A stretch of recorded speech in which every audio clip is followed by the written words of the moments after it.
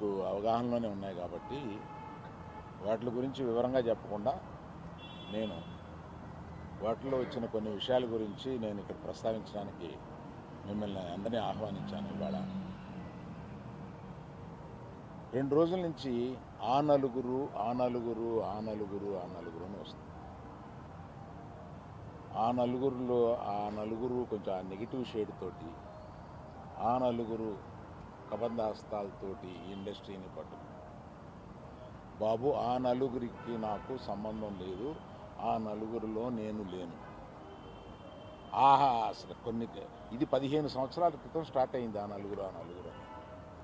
ఆ నలుగురు ఆ తర్వాత ఆ 10 అయింది, అది ఎవరు పట్టించుకోలేదు. ఓ 10 మంది దగ్గర ఉన్నాయి థియేటర్లో. నేను ఆ నలుగురు వ్యాపారంలో నేను బయటకు వచ్చేసాను. నేను లేను. కోవిడ్ ఆ టైంలోనే బయటకు వచ్చేసాను.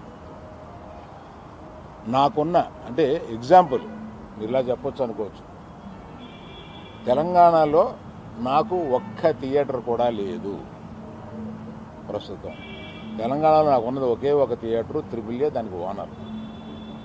కనుక నా దగ్గర ఒక్క థియేటర్ కూడా లీజులో లేదు. ఆంధ్రాలో కూడా అన్నీ వదిలేసుకుంటా వచ్చేసి నా దగ్గర మొత్తం 1500 థియేటర్లు ఆంధ్రాలో ఉంటే, అదే మొత్తం తెలుగు రాష్ట్రాల్లో ఉంటే నా దగ్గర 15 లోపు ఉన్నాయి.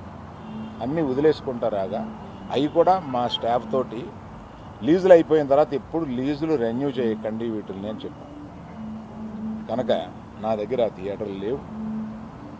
ఎందువల్ల నన్ను అంటే పాత అలవాటు కొద్దీ అందరూ నన్ను ఆ నలుగురులో అదేదో ఫోటోలు వేయడానికి మాది బాగుంటాయి కనుక అందరూ పెద్దల ఫోటోలు వేస్తా, విమర్శకు బాగుంటుంది కనుక కొంచెం అలా విమర్శిస్తున్నారు.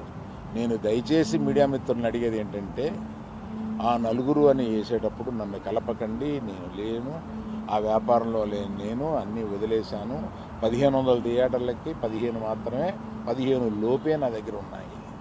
అవి కూడా త్వరలో నా దగ్గర ఉండవు, వద్దని చెప్పాను. అది ప్రథమంగా మీకు అందరికీ చెప్పడం కోసం ఈ మీటింగ్ పెట్టాను. అది కాకుండా నా వృత్తి గత 50 ఏళ్ళుగా సినిమాలు తీయడం. నేను ఆ వృత్తిని నమ్ముకుని ఉన్నాను. ఇది మధ్యలో ఉన్న చిన్న అవకాశం లాంటిది ఏదో